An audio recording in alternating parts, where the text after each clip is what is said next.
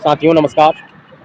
आज हम पहुंचे हैं मध्य प्रदेश के तहसील पनखेड़ी के नर्मदापुरम जिले के तहसील पनखेड़ी के शिवानी मैरिज गार्डन में। जैसा कि आप ये देख सकते हैं जी, हम इसमें चलते हैं अंदर की ओर। क्या क्या आज शिवानी गार्डन में होने वाला है तो देखिए, हम अंदर चलते हैं। तो ये है शिवानी मैरिज गार्डन पनखेड़ी। गेट आप यहाँ देख सकते हैं। प्रवेश कर रहे हैं अंदर। बहुत सारी गाड़ियाँ यहाँ पर पार्किंग है। बहुत सारे लोग यहाँ पर आए हुए हैं। देखिए अंदर क्या है कार्यक्रम, और यहाँ पर बहुत लोग आए हुए हैं।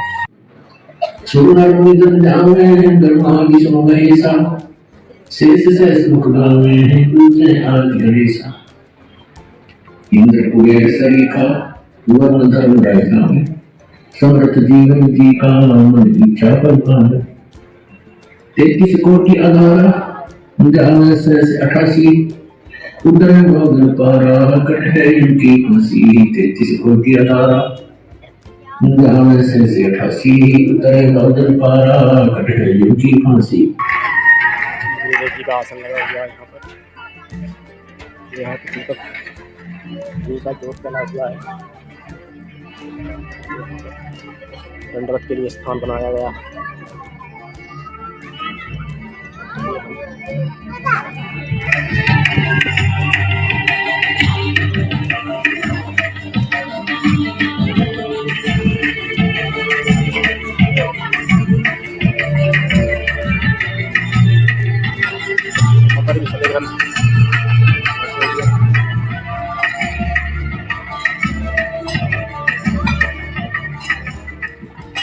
राम राम। और कहा जाए?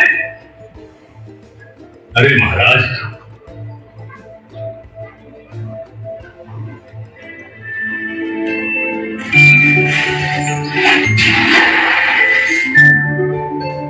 महाराज जी, मेरे पास तो ये बीज की ज्वार है थोड़ी सी। ये देख लो आप, इसे खाकर अपनी भूख शांत करो।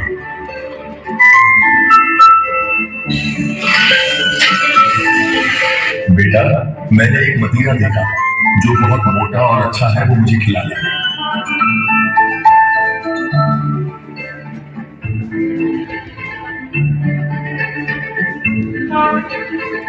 काफी लोग यहाँ पर बैठे हुए हैं। बेटा, भगवान तुम्हारा भला करे।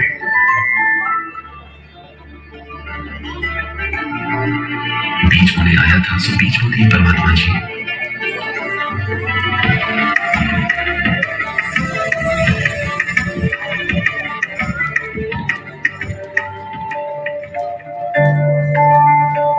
अब अगर मैं ज्वार बोने खेत नहीं गया और यदि किसी ने भी मेरी पत्नी को जाकर बता दिया तो बहुत झगड़ा करेगी, बड़ा भारी बखेड़ा खड़ा हो जाएगा। क्या करूं अब? ये ज्वार खेत में ही बीजनी चाहिए और इसे सिर्फ ज्वार मत समझना। हमारा और हमारे बड़ों का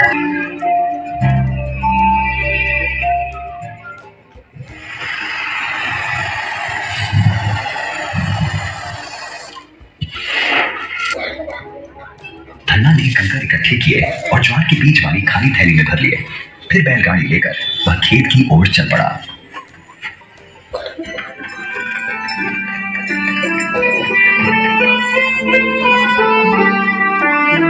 खेत पहुंचकर उसने बाकी किसानों की तरह ज्वार बोने का अभिनय करते हुए थैली से हाथ में कंकर लेकर जमीन पर इस तरह बिखेरे जैसे वह ज्वार के बीज ही हो। और फिर थैली के सारे कंकर बीजने के बाद धन्ना सब किसानों के साथ घर आ जाता है।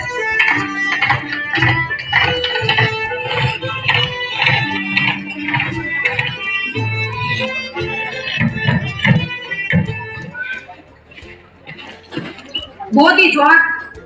हाँ, वो आया भगवान।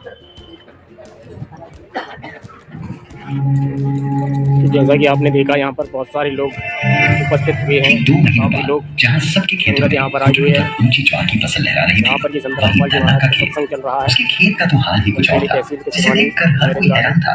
उसके खेत में ज्वार का तो कोई नाम निशान तक नहीं।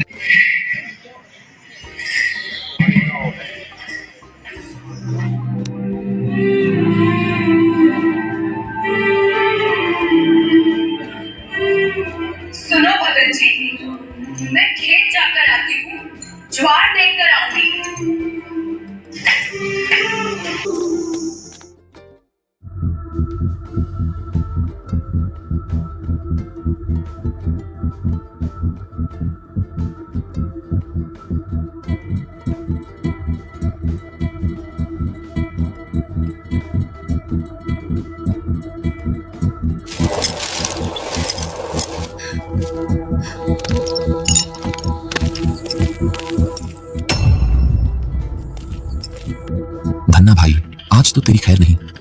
हे प्रभु, अब देखी जाएगी, जो भी होगा होना तो है ही। तुम दोनों उठ जाओ यहां से।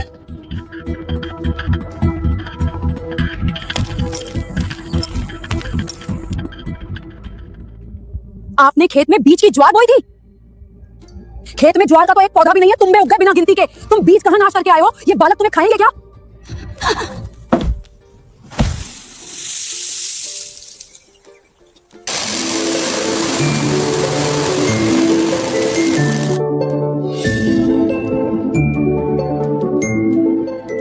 ये क्या हो गया? तुम्बे में ज्वार? ये ज्वार कहां से आ गई इसमें? भगवान, मुझे नहीं पता ये ज्वार कहां से आई और ये क्या सौदा है। इसमें ज्वार है तो फिर तो अन्य तुम्बों में भी ज्वार हो सकती है।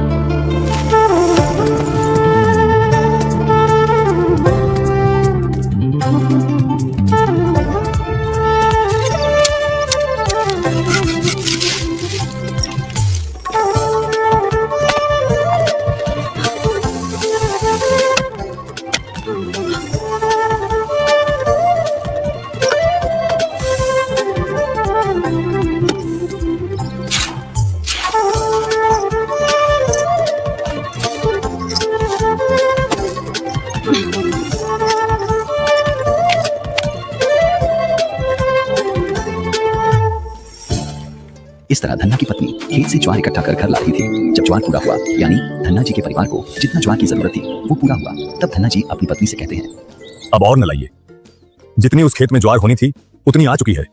अब इस बाकी की ज्वार को बांट दो सभी को गांव में। सबके बच्चे भूखे हैं। क्यों? मैं क्यों बांटूं? सारी लाऊंगी। धन्ना की पत्नी ज्वार भरकर फिर लाई। घर तक जब गठरी खोली तो ज्वार 2 किलो रह गई। धन्ना की पत्नी फिर गठरी भरकर ज्वार लाई तो सिर्फ छिलका हो गई, ज्वार नहीं रही। भगवान, अपने हिस्से की ज्वार आ चुकी है, अब तुम फालतू नहीं ला सकती। भाइयों, परमात्मा जी की दया से हमारे खेत के मतीरे में से ज्वार निकल रही है और हमें जितना चाहिए था उतना हमने रख लिया है। और भाई, परमात्मा जी ने ज्वार बाकी आप सभी के लिए दी है, तो अपने अपने परिवार के लिए जितनी जरूरत है उतना उतना ले जाओ। इस वीडियो का उद्देश्य संत रामपाल जी महाराज जी की प्रेरणा से हो रहे मानव सेवा और सामाजिक कल्याण के कार्यों के प्रति जन जागरूकता फैलाना है। वीडियो में उपयोग की गई सभी दृश्य, सामग्री और जानकारी का उद्देश्य केवल जन कल्याण और सेवा कार्यों को प्रदर्शित करना है।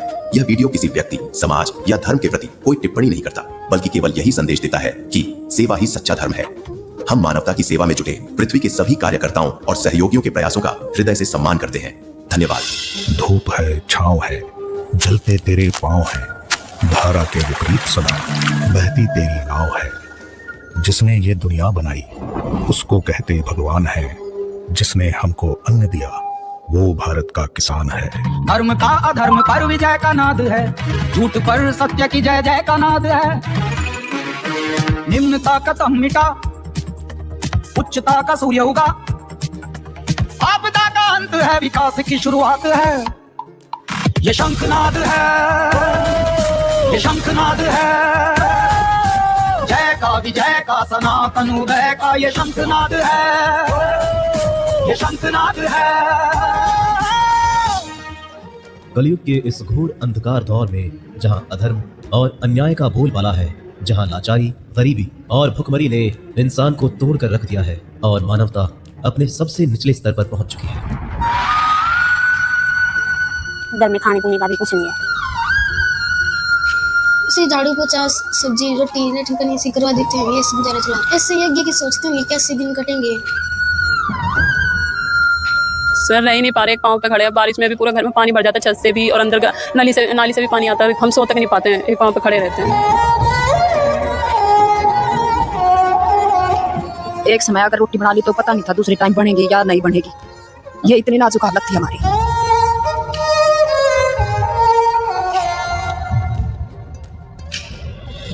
ऐसे समय में अन्नपूर्णा मुहिम संत रामपाल जी महाराज द्वारा शुरू की गई एक विशाल समाज सेवा की पहल है। ये एक ऐसा सेवा यज्ञ है जिसके माध्यम से समाज के सबसे जरूरतमंद और असहाय लोगों तक मदद पहुंचाई जा रही है। इस मुहिम के तहत हर जरूरतमंद परिवार को रोटी, कपड़ा, शिक्षा, चिकित्सा और मकान जैसी बुनियादी जरूरतें उपलब्ध कराई जाती है। ये सिर्फ एक सहायता अभियान नहीं, बल्कि भूखों को भोजन, बेघरों को छत और निराश दिलों में सम्मान और उम्मीद जगाने का एक मिशन है।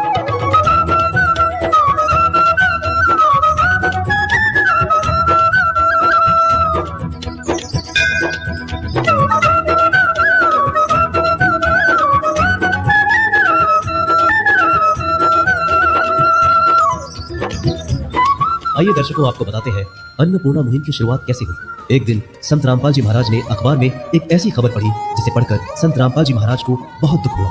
खबर एक ऐसे परिवार के बारे में थी जिसने गरीबी और भूख से तंग आकर आत्महत्या कर ली थी। इस घटना से आहत होकर संत रामपाल जी महाराज ने उसी क्षण ये फैसला लिया कि अब इस पृथ्वी पर कोई भी परिवार भूख और लाचारी के कारण दम नहीं तोड़ेगा। इसी संकल्प के साथ 21 मार्च 2025 को अन्नपूर्णा मुहिम का जन्म हुआ। इस मुहिम को एक सीधा और स्पष्ट लक्ष्य दिया गया जो इस वाणी में झलकता है, रोटी, कपड़ा, शिक्षा, चिकित्सा और मकान हर जरूरतमंद को दे रहा कबीर भगवान। अब सुखी होगा हर इंसान, धरती बनेगी स्वर्ग समान।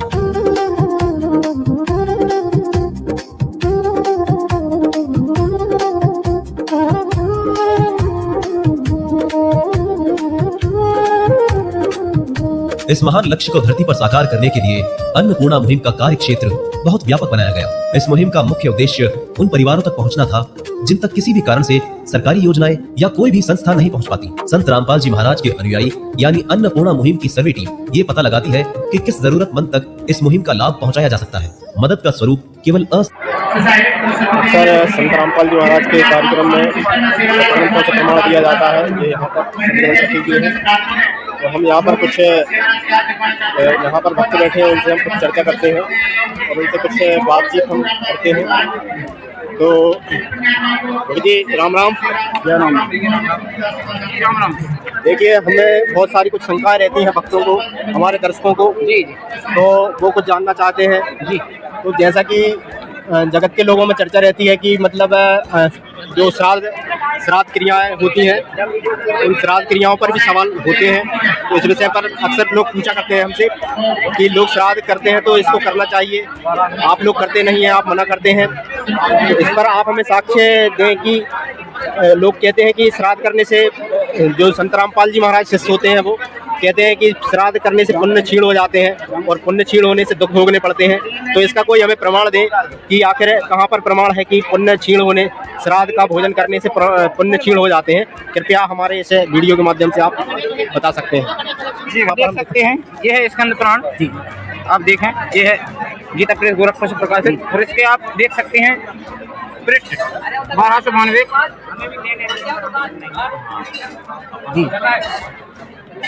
जी देखिए, अब आप यहाँ पर देख सकते हैं जी, देखिए इसमें स्पष्ट लिखा है आदि श्राद्ध एकादशी श्राद्ध में प्रायण भोजन करने पर 3 वर्ष का पुण्य चला जाता है। मासिक श्राद्ध भोजन में करने पर 8 वर्ष और 6 माही श्राद्ध भोजन करने से आधे वर्ष का पुण्य नष्ट होता है। जो अस्थियां संचय श्राद्ध दूसरों का अन्न खाता है उसका जन्म भर का पुण्य चला जाता है। अच्छा जी, तो इस पर हुआ है जी। यहाँ पे ये स्कंद पुराण में आपने बताया है, तो ये श्राद्ध करने से पुण्य तो क्षीण हो जाते हैं, तो इसको नहीं करना चाहिए आपका कहना है जी जी। तो फिर हमें ये बताएं कि मतलब फिर श्राद्ध ना करें तो फिर पितरों का कल्याण कैसे होगा, इसका भी कहीं हमें कोई प्रमाण दीजिए आप जी, या फिर ये कहाँ फिर ऐसे कैसे उनका कल्याण हो पाएगा, तो बताएं कृपया। इसका प्रमाण सतगुरुदेव जी बताते हैं, संत रामपाल जी महाराज, जो शास्त्रों के अनुसार क्रिया करेगा उसका मालूम सदगति हो जाती है। और इसका प्रमाण आप देख सकते हैं श्री विष्णु पुराण और तृतीय अंश जी, आप तृतीय अंश में देख सकते हैं आप जी।